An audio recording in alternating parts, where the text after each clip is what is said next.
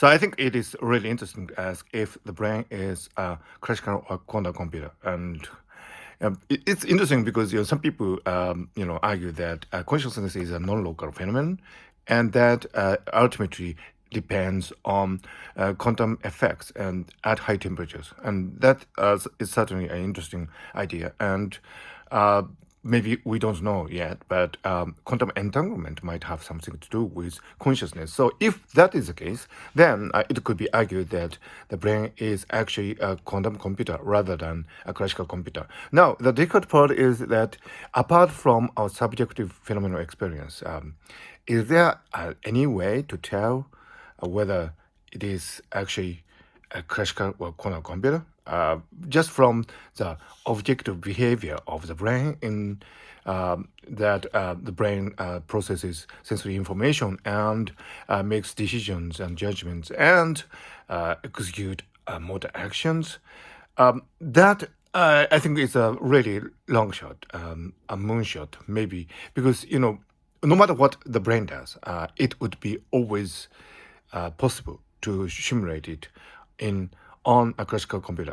And in fact, those people who are studying quantum computer at present, actually simulating the behavior of the quantum computer on a classical computer. And so it's a really difficult issue whether there is any definite way to distinguish between classical computer and quantum computer in general. Of course, when something that can be called quantum supremacy happens, then probably you would be able to tell a quantum computer from a classical computer.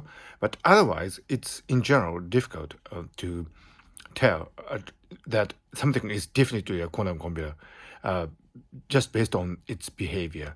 Because, if you have a sufficiently first CPU, it is possible to simulate any quantum behavior on a classical computer. So, having observed these difficulties and complications, it is actually I think a really interesting open question to ask whether the brain is a classical computer or quantum computer. And from the way our subjective experience is composed, there might be some element of non-locality in the brain. And if that is the case, maybe in the future, we may, cook up argument in which we can, presumably tell the difference between classical and quantum behavior in the brain, and then we will be able to tell whether the brain is a classical computer or a quantum computer. But at present, it is too speculative, and it is a long, long shot, probably too far.